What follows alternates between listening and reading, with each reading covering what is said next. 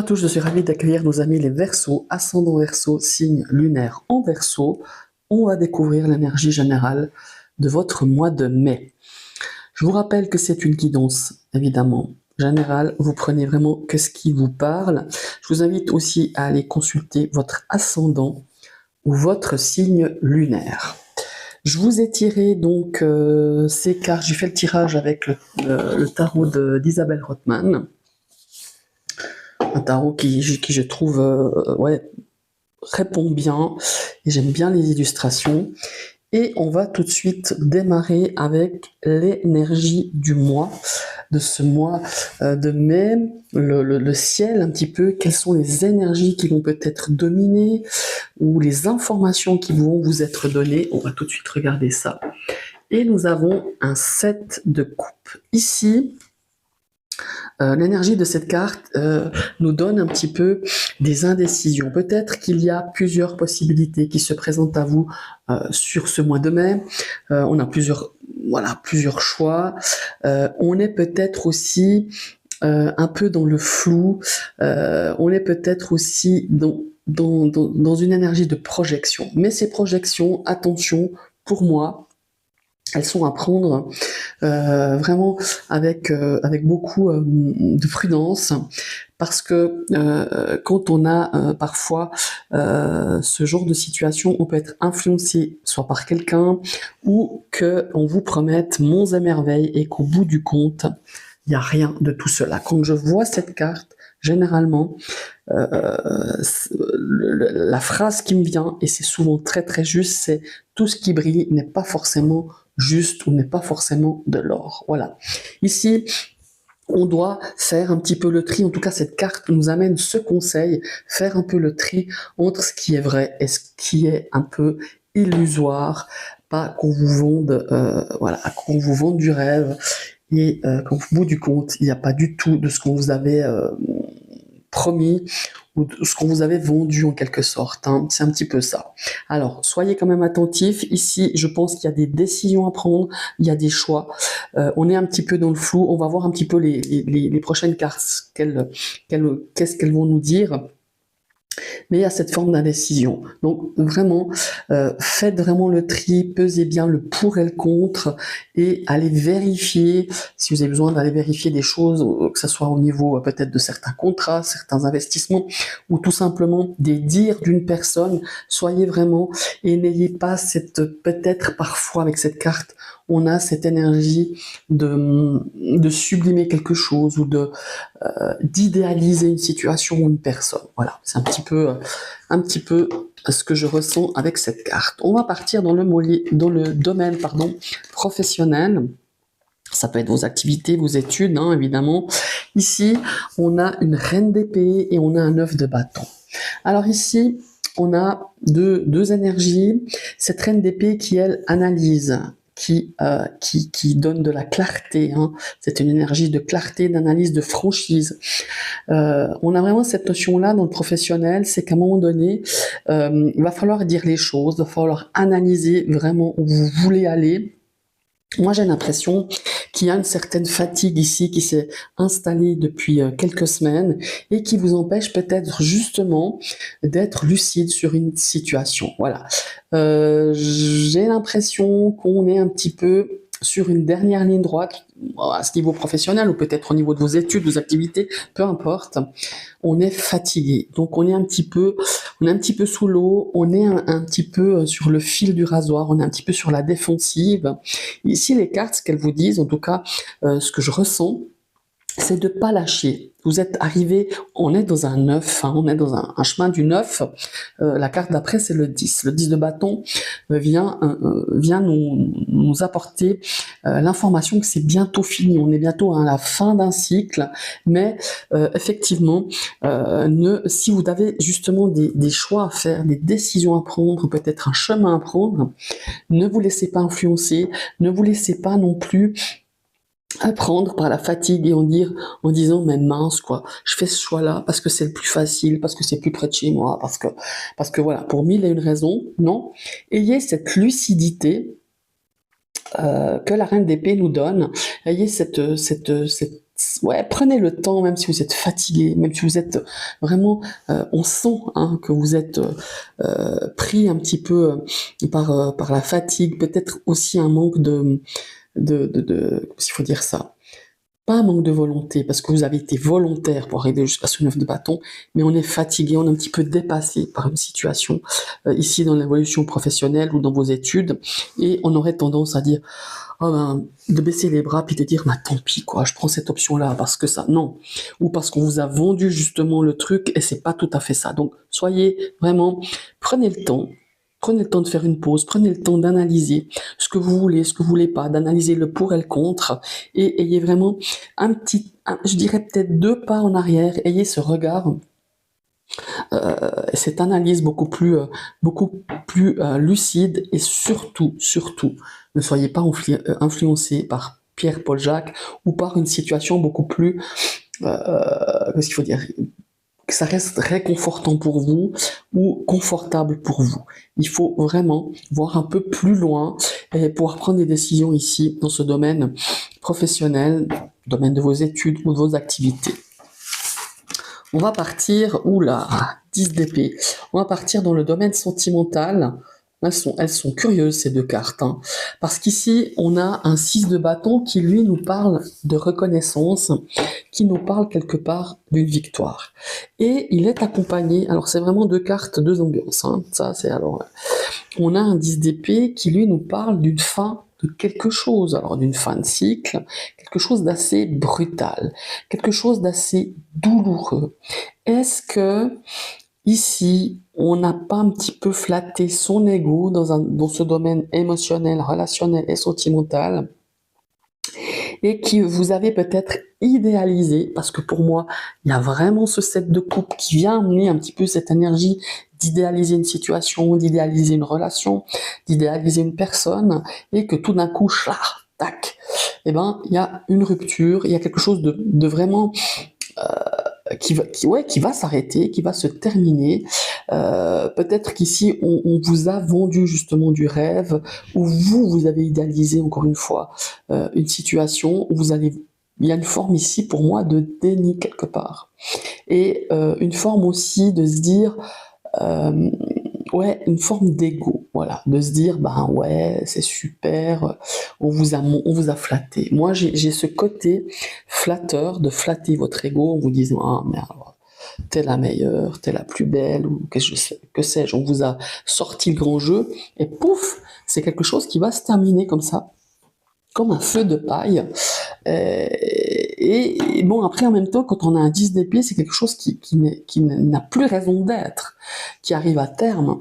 Alors ici, peut-être que c'est aussi cette situation qui va se terminer peut-être de façon brutale pour certains, ou de façon inattendue, ou parce que, ben voilà, encore une fois, on vous a vendu du vent, ou vous avez idéalisé une rencontre, ou idéaliser une situation, ou idéaliser quelque chose au niveau émotionnel aussi, mais c'est une fin qui est nécessaire pour justement passer à autre chose. Alors on me dirait, c'est facile de dire comme ça, de dire ah oui c'est bien parce que c'est le moment d'arrêter, parce que ben voilà c'est le moment de passer à autre chose. Non, mais pour moi il y a ici une forme voilà, de flatter votre ego, une forme de vous attirer votre attention, ou par rapport à une situation, ou par rapport à une relation, par rapport à une situation émotionnelle, et puis paf, tout d'un coup, ben voilà, on redescend d'un cran, parce qu'en fait, ça s'en va aussi vite que ça est arrivé. Vous voyez, c'est ce genre de sentiment que je ressens ici, et on a justement peut-être, on vous a influencé par rapport à une situation, par rapport à une personne, par rapport ouais, à une problématique peut-être au niveau émotionnel ou relationnel. Voilà, c'est vraiment ce qu'elles m'inspirent, ces 2 cartes. Elles sont, je trouve, un peu difficiles à, à exprimer, parce que c'est quand même 2 cartes assez fortes. C'est quand même 2 cartes, euh, ouais, ça porte à une forme de désillusion, quoi.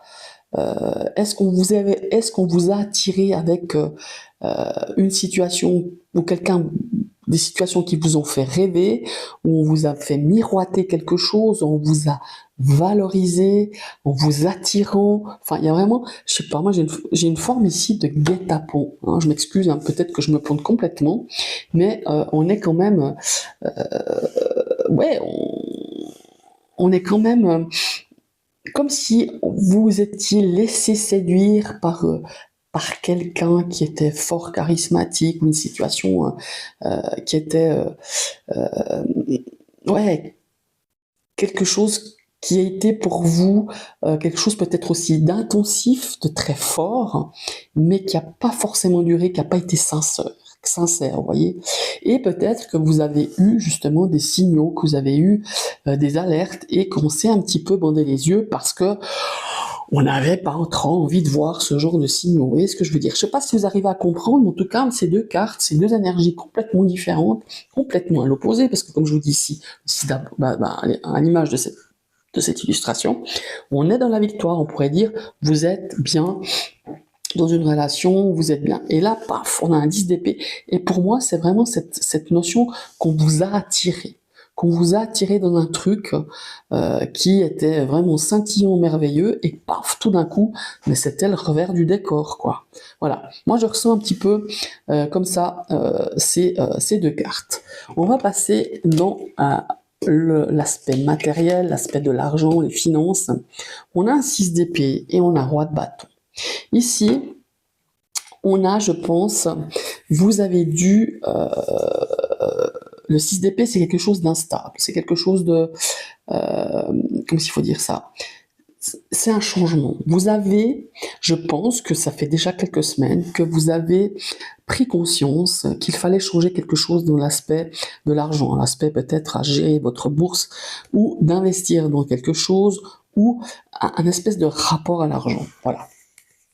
Et vous avez fait ce changement, vous avez quitté quelque chose de fort instable, quelque chose peut-être qui était un petit peu, comment est-ce qu'il faut dire, pas très clair pour vous, ou qui était un petit peu, voilà, bancal, je dirais, et vous vous êtes dit, bon, maintenant, il faut que je parte sur des bases beaucoup plus saines, hein, au niveau du budget, au niveau de l'argent, beaucoup plus stable, et vous avez fait ce changement qui était primordial. Et on voit avec ce roi de bâton, on a quelque chose qui est beaucoup plus affirmé, qui a une vision beaucoup plus lointaine, une vision beaucoup plus globale et surtout avec beaucoup plus d'ambition. Et pour moi, c'est vraiment prendre peut-être les commandes de votre situation financière qui était un petit peu bancale, hein, jusqu'à il n'y a pas longtemps, et vous allez donner de la valeur, enfin valoriser, vous allez augmenter un capital pour moi, vous allez augmenter de façon saine, pas forcément augmenter, mais de ramener de façon saine cet aspect financier. On est vraiment dans quelque chose de vraiment plus, beaucoup plus stable, beaucoup plus sain, beaucoup plus clair, voilà. Et je pense que c'est au niveau justement de votre budget ou peut-être d'un investissement. Peut-être vous avez quitté quelque chose, vous avez amené des changements, vous avez amené ce qu'il fallait pour pouvoir repartir sur de bonnes bases, pour repartir sur des investissements beaucoup plus solides, beaucoup plus clairs, beaucoup plus rentables, voilà. Et pour moi, il y a une forme ici de très positive dans cet aspect des finances et de l'argent. On va passer aux deux énergies qui vont nous amener un message ou une clé, ou des clés pour pouvoir peut-être aborder ce mois de mai. Ici, on nous parle d'ouverture du cœur, pardon, ou du corps peut-être aussi, une ouverture du cœur et vraiment cette connexion, hein, cette fusion, cette unicité, cette sincérité. Voilà. Ici, ça peut nous parler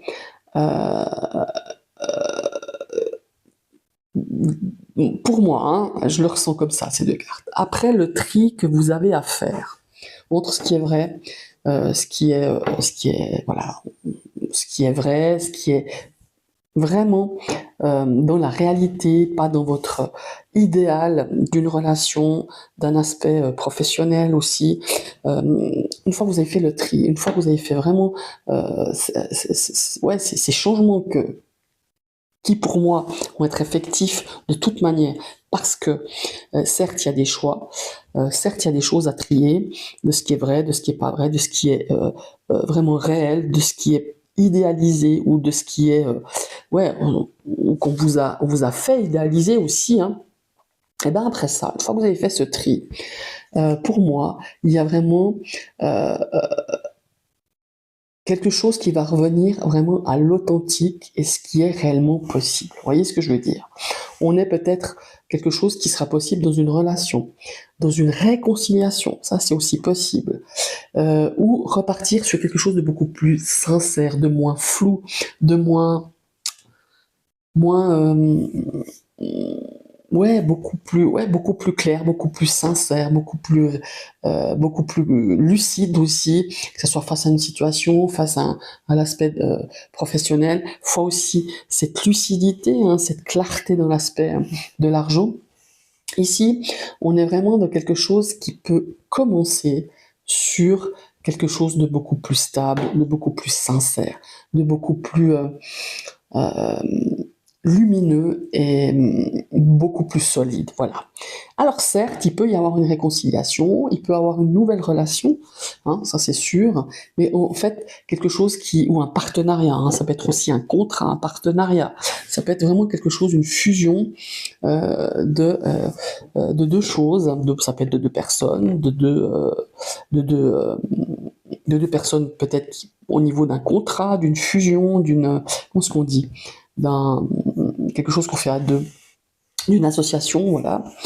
C'est vraiment ça que je ressens avec ces deux cartes. C'est possible, on vous l'annonce avec ces deux cartes, et ici, enfin, au ressenti, je dirais juste une phrase, un message global pour ce tirage du mois de mai, c'est vraiment d'ouvrir les yeux, de laisser tomber les paillettes, les illusions, les faux plans, hein, parce qu'il y en a eu, et voilà, et pour accueillir vraiment ce qui est vrai, ce qui est authentique.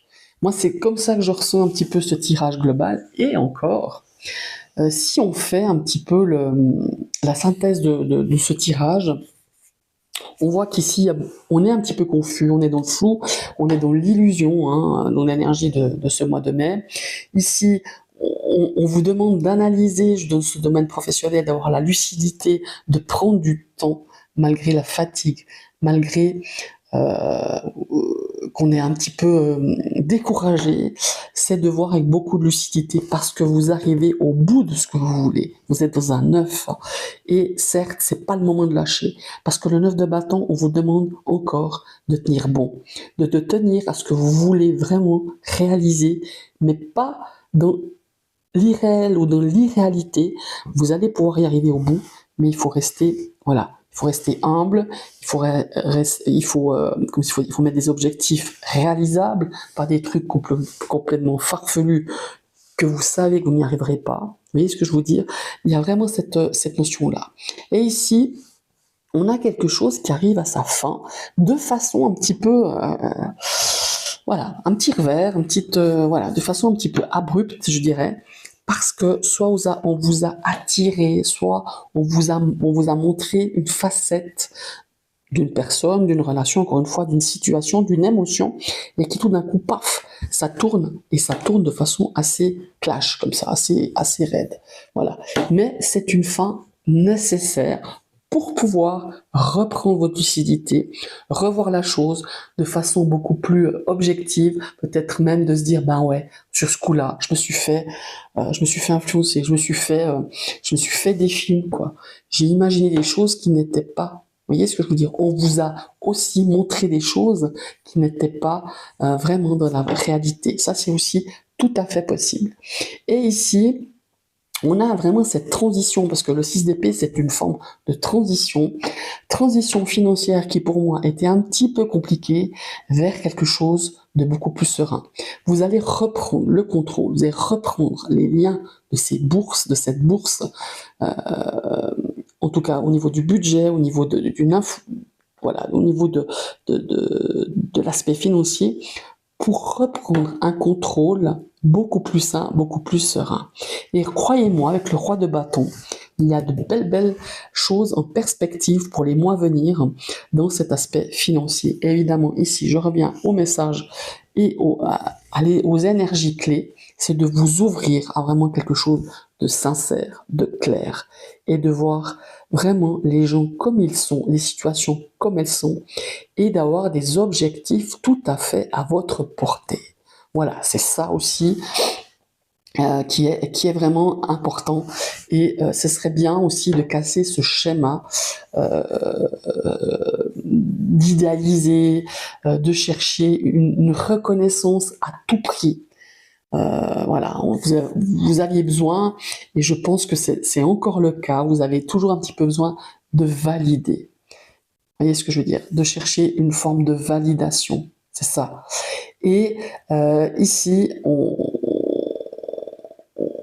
on a envie aussi, je pense, hein, moi je vois un petit peu les montagnes russes hein, dans ce côté émotionnel, sentimental. Et puis tout d'un coup, on est voilà, parce que on se persuade que tout va bien et paf, on fait vraiment on fait vraiment les montagnes russes et ça, on vous a, comment est-ce qu'il faut dire, vous vous êtes un petit peu vous pris dans ce jeu-là, vous étiez un petit peu dans le déni parce qu'un coup vous dites ah ouais mais là ça va, ah mais ça va mieux avec cette personne ou ça va mieux avec mon partenaire, super youpi, et vous y croyez et tout d'un coup paf il y a un revers et tac c'est des montagnes russes, je monte, je descends, je monte et je descends. Et ça si vous êtes dans une relation de ce type-là, je pense que sur le mois de mai, d'ici ce mois de mai et le mois de juillet, il y a des choses qui vont être réglées, il y a des choses qui arriveront à leur fin. C'est une relation peut-être vouée à s'arrêter, vouée à reprendre aussi peut-être, à revoir un fonctionnement, si c'est dans le cadre d'une relation ou dans le cadre de votre couple. Voilà. Parce que là, on supporte plus. Vous êtes plus en mesure de gérer ses émotions, ses sentiments. Ah, et je monte, et je monte, je monte, et tac, je redescends aussi sec. Voilà. Pour moi, il y a vraiment de cet ordre-là. Et vraiment d'apprendre à distinguer ce qui est vraiment réel de ce qui est illusoire, que ça soit justement dans le sentimental, vraiment à distinguer l'amour sincère, l'amour vrai, l'amour vraiment l'amour avec le gros K, avec le gros tas, ou les sentiments, et vraiment de faire la différence entre une illusion, qu'elle soit émotionnelle, sentimentale, voilà, tout simplement. Et c'est un petit peu valable, un petit peu dans tous vos domaines.